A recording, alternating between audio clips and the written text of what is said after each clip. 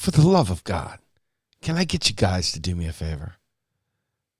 Can you stop saying taxpayer dollar? Can you do it? Can you make a decision to stop saying the taxpayer dollar? For those of you who watch this program, who listen to me at all, we're progressives. And that means that we're not trying to make tax dollars the gating reason for being able to do incredibly large, robust public service. You know, this is probably the most important mind fuck that has been done to all of us.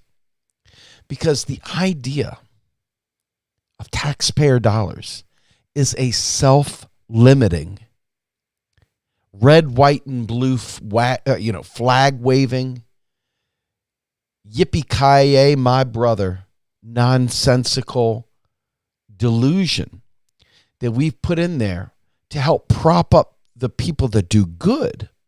You know, those people that pay taxes and those bad people over there that don't pay taxes. First of all, it's a lie because we all pay taxes. Second of all, it's a lie because it's fundamentally not true. Not at the federal level anyway. At the state and local, then it's true. But at the federal government, I don't care how cool you are. I don't care how much you want Medicare for all. Telling people that you don't mind your hard-earned tax dollar going to Medicare for all is a lie. I don't care if you're on my team. It's a lie. I don't care if you have the best of intentions. It's a lie. I don't care if you don't know any better. You're spreading a lie. And we're going to go through that step by step. So Raul Carrillo of the Modern Money Network and Jesse Meyerson wrote this incredible article for Splinter, which is a really cool publication that did some really neat things. This particular one is a very neat thing because I want you all to understand what exactly is wrong with saying the taxpayer dollar. You know, people say this all the time like it's just some sort of a colloquialism, not realizing absolutely how lethal and devastating this mindset is. Let's start. There is no such thing as public money, only taxpayer money. Margaret Thatcher, 1983. Margaret Thatcher, who is the queen of neoliberalism. She and Ronnie Reagan were the king advocates for this concept of the taxpayer dollar. They advanced this trope, which advanced all the things progressives are supposed to be against. Everything that progressives are supposed to be against, these statements represent. And yet, I guarantee you to a fault, 95% of progressives can't get out of their own way when it comes to economics. Haven't got a clue about why it matters. And when they hear people talk about this stuff, their eyes roll back in their head and they get really, really bugged out. They don't want to talk about it. And yet they are purveying and they are pushing and advancing a right-wing thinking. Here we go. When Vice President Mike Pence flew home to Indiana earlier this month, now this is a while back, so don't even worry about the example. But it's like when Vice President Mike Pence flew home to Indiana earlier this month, it was to pull off a publicity stunt censuring protests against racist policing. Rather than dragging him for this, however, take after take after take zoomed in on the different offense altogether. Pence's wasting of taxpayer money. The writers in question may have told themselves they were hurting Pence by exposing his hypocrisy. By using the taxpayer money frame, they were spreading, however unwittingly, a racist, sexist, classist myth. Although most of us pay taxes of some kind, every time we say taxpayer money, we prolong the illusion that society depends on certain kinds of people so that we can have nice things. Think about that. One quick exercise shows why. Picture a taxpayer. What does one look like? A homeless black trans teen? An immigrant day laborer waiting on the corner?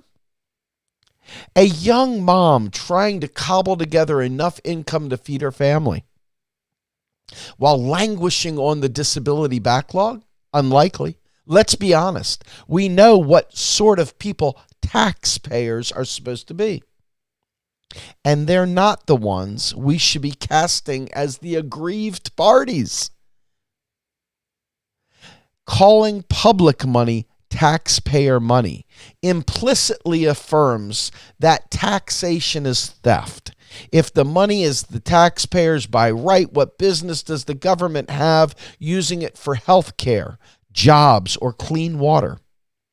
If we're looking out for taxpayers and not the public as a whole, we are favoring wealthier groups over poorer ones, white people over black people, men over women, U.S. born over immigrants, and so forth. We're hiding how the economic order relies not merely on the sacrifices of taxpayers, but the contributions of debtors, tenants, workers, and countless other actors. But the contribution of debtors, tenants, workers, and countless other actors, we are perpetuating the politics behind the 1970s California taxpayer revolt. In the 1980s, demonization of welfare queens and the Make America Great Again movement, faux populism that suggests the great majority rely on the wealthy rather than vice versa. Not only is the taxpayer money framing damaging, it doesn't reflect how public spending actually works. A household or a business may have to stash or borrow some money before it can spend any, but we are users of the currency. The U.S. government, which is the issuer of the currency, works differently. Congress votes to spend new money on something, then the Treasury and Federal Reserve credit the relevant bank accounts, and that's it. The government has spent new money into existence. Later, Congress may tax old money back out of existence. But it isn't collecting money in order to spend it. Are you getting this, progressives? I'm serious. Are you getting it?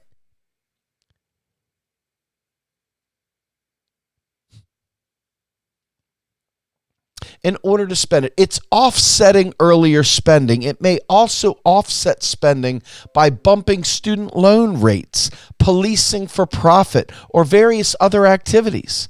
Although Congress taxes everyday people too heavily, calling public money taxpayer money makes as much sense as calling it student debtor money or suspicious driver money.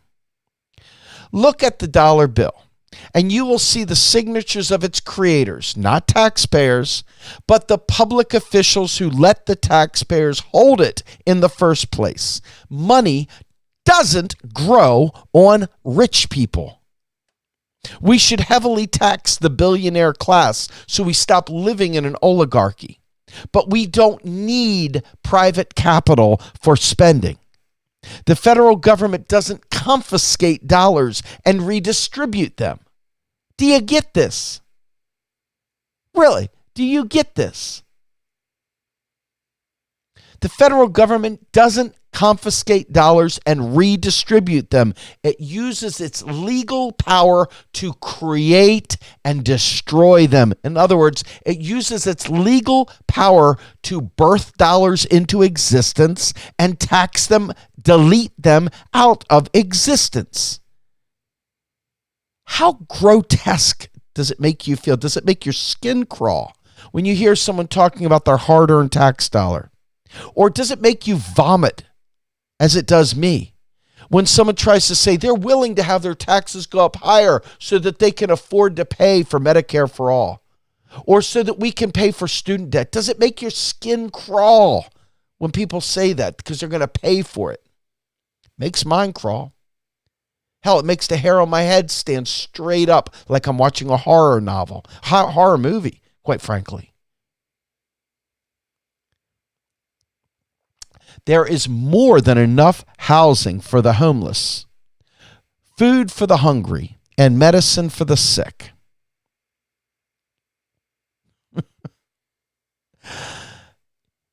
You know, when you think about this and you think about what progressives stand for, and you realize ultimately that we're shooting ourselves in the foot every time we talk about taxes paying for spending. Every single time. You got to feel that pain in your skull that says something ain't right, something ain't smelling right. Why am I saying this crap? Margaret Thatcher's mantra was backwards. There's no such thing as taxpayer money, only public money. Modern money is a creature of the public, and we should use it for public power. We are all the public, and we each deserve a clear, equal say in how our economy and our society work. No matter how much we each pay in taxes, it's time to claim our democratic rights. Back to where I left off. There is more than enough housing for the homeless, food for the hungry, and medicine for the sick. There is enough low carbon emission technology to transform our energy system, quit exacerbating the climate crisis, and hire unemployed people all in one fell swoop. And there is more than enough public money to manage it all, because after all, the government creates it by keystrokes every time Congress authorizes it. Not sometimes, not once in a while, every fucking time. You get it? Good. So exposing hypocrisy may feel good, but it does little actual good. The people who primarily identify as taxpayers are Trump and Pence's base, constantly repeating that their taxpayer money is being wasted only pressures them to violently defend their property, as the system encourages us all to do under stress, yelling, "Who's the paid protester now?" At America's most basic bigot feels therapeutic, but it's not powerful. For over 40 years, Democrats have chided the GOP for fiscal hypocrisy. What do they have to show for it? For over 40 years, Republicans have controlled the conventional wisdom around budgets, successfully using the taxpayer money myth to force Democrats to starve the beast, i.e., cut social spending to actually starve children, veterans, and many others. Calling bluffs didn't get Merrick Garland confirmed.